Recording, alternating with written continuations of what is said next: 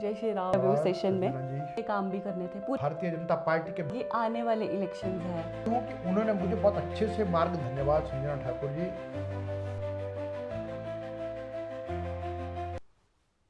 नमस्कार, मैं हूं संजना और आप देख रहे हैं चित्कारा न्यूज़ का इंटरव्यू सेशन। तो आज हमारे साथ है गोविंद सिंह ठाकुर जी, जो कि मनाली विधानसभा के 3 बार लगातार विधायक रह चुके हैं और इन्होंने काफ़ी सारे पद भी संभाले हुए हैं। ये एक बीजेपी के अच्छे कार्यकर्ता भी है और ये आज भी बीजेपी के लिए काम कर रहे हैं। आपका स्वागत है ठाकुर साहब हमारे इस बहुत इंटरव्यू धन्यवाद सेशन में। संजना जी। और मैं आपको एक चीज़ और बता दूं कि इन्होंने अपना ये मंत्री भी रह चुके हैं, जिसमें इन्होंने स्पोर्ट्स का विभाग भी इनके पास था और भी 2-3 विभाग इनके पास थे, जिसमें इन्होंने बहुत सारे काम भी किए हैं। तो चलिए इनसे सवाल करते हैं अब। तो आपने ये जो आपकी जर्नी थी, आपने ये किस तरह से स्टार्ट की, मतलब किस तरह से आप इस फील्ड में आए? मुझे इस तरह के संस्कार अपने परिवार से ही मिले, क्योंकि मेरे पूज्य पिता ठाकुर कुंजलाल जी, जो हिमाचल प्रदेश के प्रारंभ में जो राष्ट्रीय स्वयंसेवक संघ के प्रचारक निकले, उनमें से एक रहे और जिनका प्रचारक जीवन 1944 से लेकर के सन 52-53 तक रहा और उनके राष्ट्रीय स्वयंसेवक संघ के प्रचारक जीवन का प्रारंभ जम्मू कश्मीर से हुआ और उसके पश्चात पंजाब में, हिमाचल प्रदेश में विभिन्न स्थानों पर उन्होंने संघ के कार्य को बढ़ाया और इसके कारण से बचपन से लेकर के घर में इस प्रकार का वातावरण था कि जहाँ पर देश सेवा और समाज सेवा को प्राथमिकता दी जाती थी। तो इसलिए वहीं से लेकर के हम ये सब सीखते आए और हमको मालूम भी नहीं चला कि हम कब राजनीतिक क्षेत्र में उतरे। तो आपका कहने का तात्पर्य है कि कहीं ना कहीं आपके परिवार की जो है बहुत मतलब एक इम्पॉर्टेंट रोल रहा है आपके इस पोजीशन में पहुंचने के लिए। जी, तो जब आपने पहले इलेक्शन लड़े, जब आप पहली बार सत्ता में उतरे, तो किस प्रकार से आपने सारी चीज़ों को हैंडल किया? फैमिली और बाहर के काम और सारी चीज़ें, मतलब किस तरह से आपने सब चीज़ों में कोऑपरेट किया अपना? देखिए, सबसे पहले तो मुझे अपने परिवार में माता पिता का जो साथ मिला और उनके कारण से सभी भाइयों बहनों का बहुत स्नेह और साथ मिला और उसके साथ ये कि अपनी धर्मपत्नी, इनका भी महत्वपूर्ण भूमिका रही और जब मैं 2007 में चुनाव जीत करके आया तो उसके साथ अपनी राजनीतिक जिम्मेदारियां, सामाजिक जिम्मेदारियां सभी का निर्वहन करते हुए और साथ में अपने घर में माता पिता से लेकर के अपनी पत्नी तक सभी से तालमेल बिठाते हुए अपनी इस यात्रा को आगे बढ़ाया और जिससे मुझे इस बात का गौरव है कि ये सारी जिम्मेदारियां निभाने के लिए मुझे ठीक प्रकार की सफलता मिली और मैं अच्छे प्रकार से इनको निभा सका हूँ। जब आपने पहली बार राजनीति में कदम रखा, तो आपने अपनी ज़िंदगी में किस तरह की जो होता है ना एक परेशानियाँ फेस की कि मतलब हम लोग ये कर पाएंगे नहीं कर पाएंगे, मतलब वो कैसा एक्सपीरियंस था आपका जब आप पहली बार ये सत्ता में उतरे?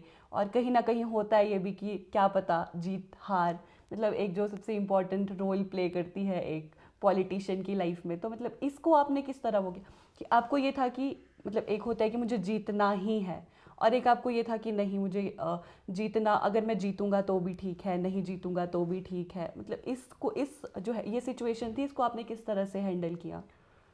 हमने कभी भी राजनीति को सत्ता का माध्यम नहीं माना और राजनीति का मतलब सेवा करना और इसलिए उसी भाव के साथ राजनीतिक क्षेत्र में उतरे। जब अपना कॉलेज जीवन था तो उसमें अखिल भारतीय विद्यार्थी परिषद के कार्यकर्ता के नाते लंबे समय तक काम करने का अवसर मिला और कोई मास ऑर्गेनाइजेशन कैसे चलती है, उन सब बातों का ज्ञान मुझे विद्यार्थी परिषद में काम करते हुए प्राप्त हुआ। और उसके पश्चात है कि भारतीय जनता युवा मोर्चा में काम किया, भारतीय जनता पार्टी के विभिन्न पदों पर काम किया। तो जब चुनाव लड़े तो चुनाव इस भाव से लड़े कि जीतेंगे तो बहुत अच्छा, यदि नहीं भी जीते तो भी सेवा के कामों को करते रहेंगे। और से वही भाव रहा, और इसलिए कभी जीवन में कोई बहुत हताश या निराश होने का कोई मौका नहीं मिला, क्योंकि हम सदा एक ही बात मन में रखते हैं कि हम इस क्षेत्र में सेवा करने के लिए आए हैं और हमको सेवा ही करना है, वही हमारा परम धर्म है। तो जब आप कैबिनेट में मंत्री थे और उस समय आप विधायक भी थे, तो आपने इन दोनों चीज़ों को किस तरह से हैंडल किया? उधर के काम भी करने थे, पूरा हिमाचल भी देखना था और अपना विधानसभा क्षेत्र भी देखना था। तो आपने ये किस तरह हैंडल की, मतलब सिचुएशन कि विधानसभा क्षेत्र को भी उतनी ही इम्पोर्टेंस मिलनी चाहिए जितनी हिमाचल को मिलेगी? देखिए, मुझे एक बात लगती है कि जहाँ तक अपने विभागों का काम हमने वो बहुत अच्छी प्रकार से चलाया, और जिन जिन विभागों में मुझे काम करने का अवसर मिला उसमें forest department, transport department, youth services and sports, education और लैंग्वेज एंड कल्चर, इन सभी विभागों के अंतर्गत हमने काम किया है। और आज एक बात को सुन करके प्रसन्नता होती है, जिन अधिकारियों ने हमारे साथ काम किया है वो सब कहते हैं कि वो अनुभव उनके लिए बहुत अच्छा है। और मुझे जिन कर्मचारियों और अधिकारियों के साथ अपने विभागों को संभालने का मौका मिला, मैं उनका धन्यवादी हूं कि उन्होंने मुझे बहुत अच्छे से मार्गदर्शन किया। और दूसरा यह कि वो सब काम करते हुए हमने समाज सेवा के हर काम को भली प्रकार किया। और उसमें यह है कि अपने विधानसभा क्षेत्र में हमने विकास के इतने काम किए कि आज मनाली विधानसभा क्षेत्र रोड कनेक्टिविटी की दृष्टि से 98% हमारी रोड कनेक्टिविटी है। केवल मात्र 4-5 गांव ऐसे हैं जहां पर अभी तक सड़क नहीं पहुंची है, और जो आने वाले दिनों में प्रधानमंत्री ग्रामीण सड़क योजना फेज 4 के अंतर्गत वो भी सड़कें बन जाएंगी। और इसी प्रकार से और विभिन्न क्षेत्र में बहुत से काम किए, और जिसका मुझे बहुत संतोष है। और इसलिए है कि अब जो मुझे लगता है कि हमने भरपूर काम किया, लेकिन बड़े काम करते हुए और विभागों को देखते हुए कहीं ना कहीं एक बात ये लगता है कि जितना खुल के प्रतिदिन मिलना अपने विधानसभा क्षेत्रों के लोगों से होता था, उसमें थोड़ी कमी रही। और आगामी आने वाले समय में जब भी फिर से मौका मिलेगा तो उसमें जो हमने सीखा है तो उसको, उस कमी को हम पूरा करेंगे। जैसे मनाली विधानसभा में इतने लोग हैं, तो आप किस तरह से सभी लोगों के साथ जो अपना एक बॉन्ड है वो बना के रखते हो ताकि कोई नाराज ना हो? देखिए, मनाली विधानसभा क्षेत्र की जनता को मैं अपने परिवार का सदस्य मानता हूँ। वे सभी मेरे अपने अपने परिवार के हैं। जिनको मैं जानता हूँ उनसे तो मैं अच्छी प्रकार से सदा मिलता हूँ।